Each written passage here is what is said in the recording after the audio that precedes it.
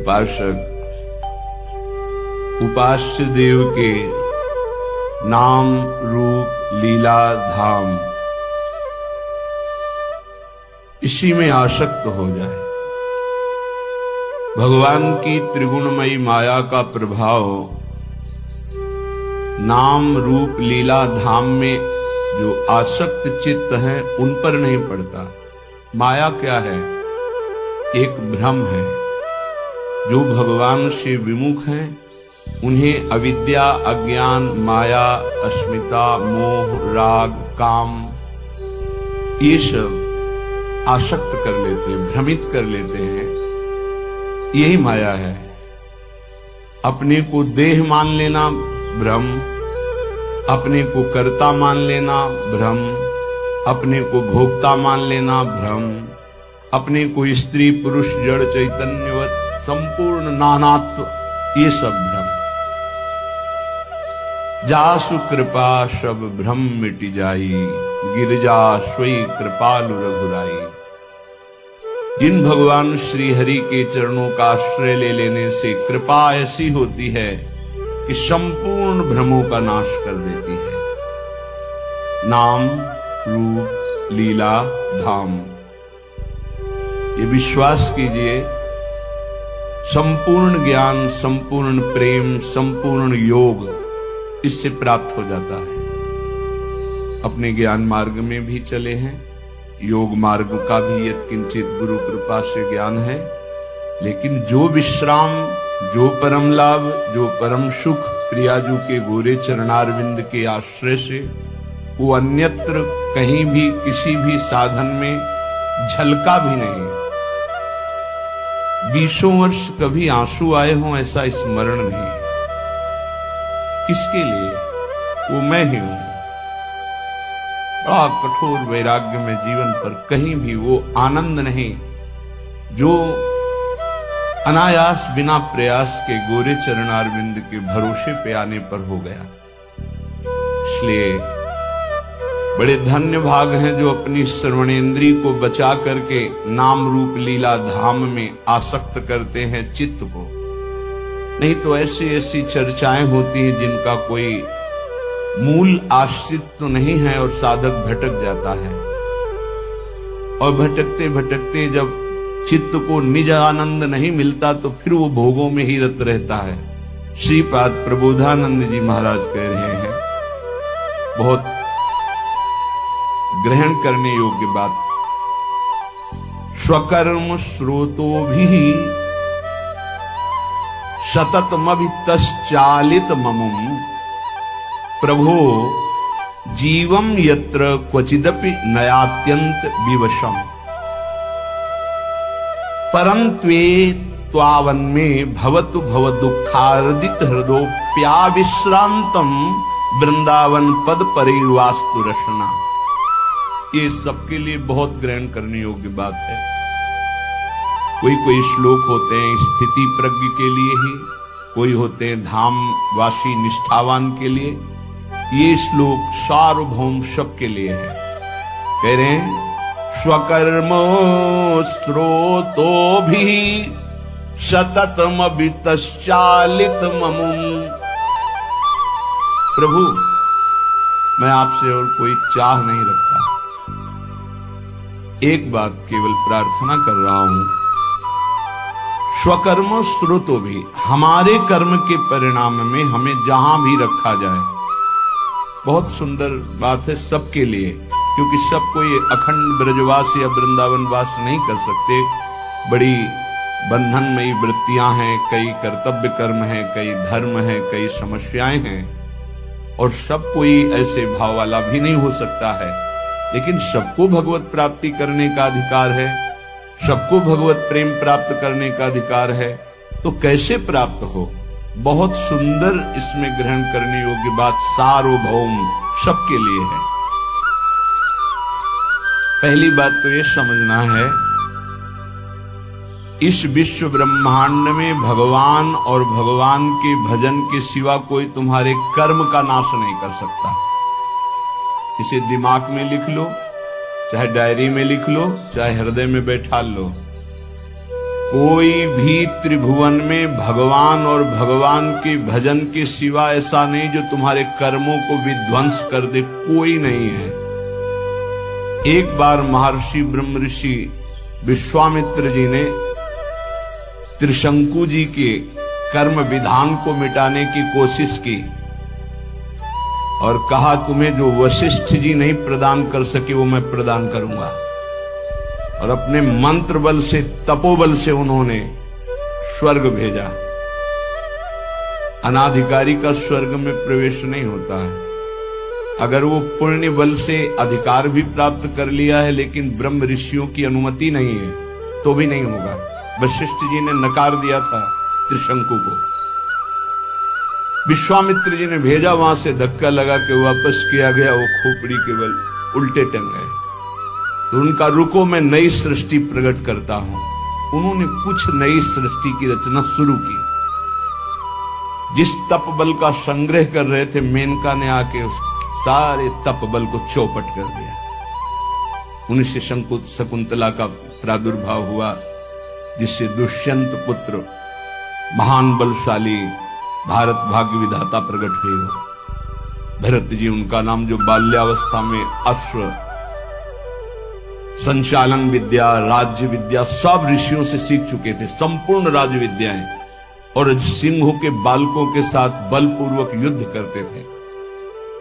मेनका अप्सरा ने कुछ ही मिनट में उनके मन को अधीन करके सारी शक्ति छीन कर दी।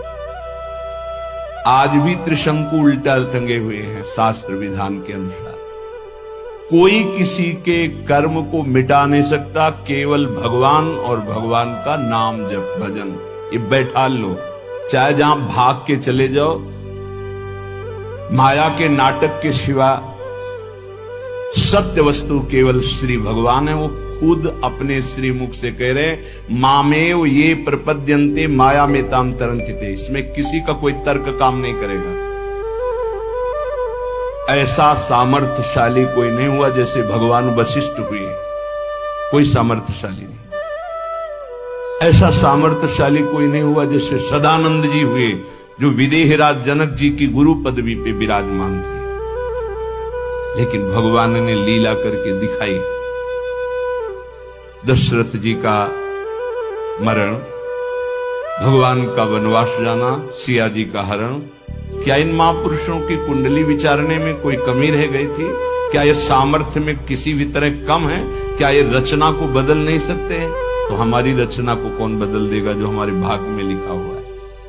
इस शरीर के बनते समय जो भाग्य में लिख गया, जिस अवस्था में जो कष्ट भोगना है वो पक्का है।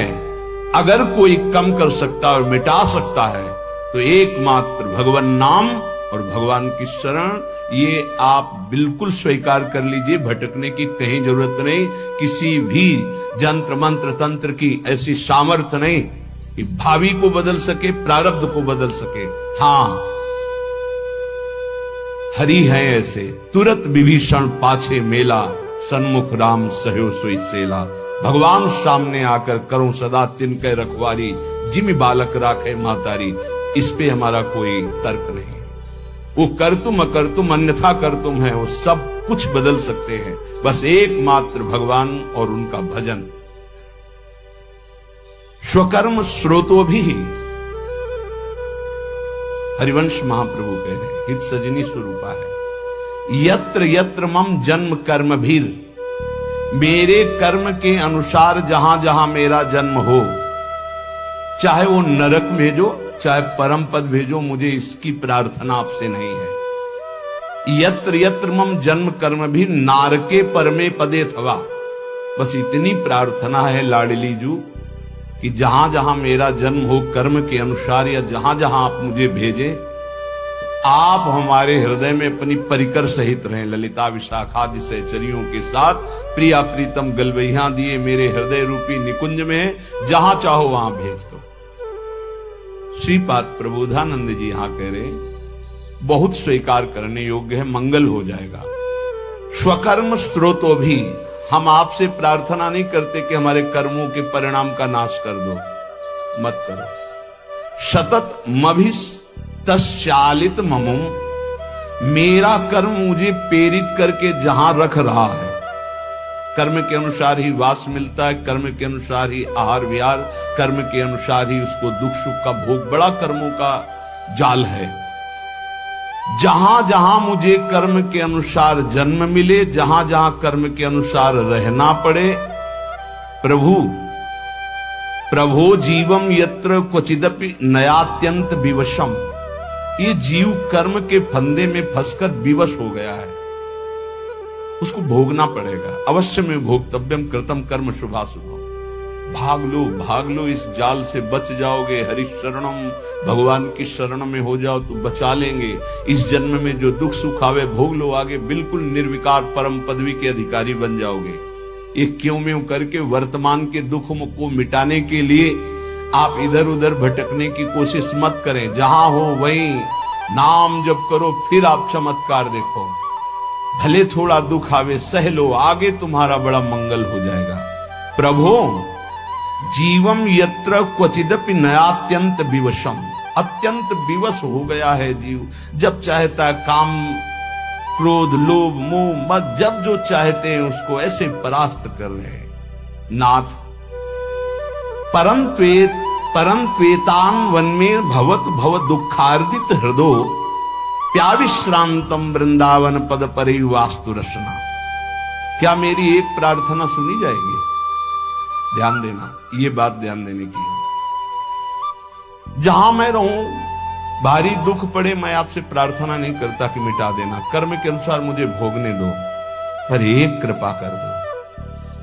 मेरी जिह्वा निरंतर वृंदावन में जिनका यश गूंज रहा है, वो राधा राधा राधा वृंदावन वृंदावन वृंदावन ऐसा पुकारती है। ए भाई, बड़ी सार की बात है। इसमें क्या है? राधा राधा राधा आप उच्चारण करोगे, फिर आपको कोई दुख परास्त कर सके असंभव। ध्यान रखना, कोई दुख ना आवे, हम ये बात नहीं कह रहे। बिल्कुल नाटकबाजी की, मन की नाटकबाजी, संसार की नाटकबाजी, इसमें मत फंसिए। पक्का अवश्य में वो भोक्तव्यम कृतम कर्म शुभाशुभम, बड़े बड़े सिद्धों को भोगना पड़ा है। आप तो साधारण कर्म करने वाले, जिन्होंने असाधारण तप किया, असाधारण जो आप सोच नहीं सकते, उनको भी शारीरिक दंड भोगने पड़े, जो इसमें निश्चय कर दिए गए हैं। नाम यदि चल रहा है तो दुख का अनुभव नहीं होगा, ये बात ध्यान रखना। दुख की व्यथा नहीं होगी, असाध्य रोग, भारी कष्ट, भारी विपत्ति, लेकिन आपके आनंद में फर्क नहीं पड़ेगा यदि आपकी जिह्वा में राधा राधा। आगे परिणाम दुख की निशानी नहीं रहेगी, दुख का नाम नहीं रहेगा, ये बात विश्वास कर लीजिए। इसीलिए बहुत सुलझा हुआ इस सिद्धांत श्रीपाद कह रहे, प्रभु स्वकर्म स्रोतो भी सततमभि तश्चालित ममुम, प्रभो जीवम यत्र क्वचिदपि नयात्यंत विवशम, परं त्वेतावन में भवतु भव दुखार्दित हृदय। मैं दुखित हृदय से कह रहा हूं, जहां मेरा जन्म होने दो, जो मुझे भोगना है निश्चित भोगने दो, भाई एक कृपा कर दो।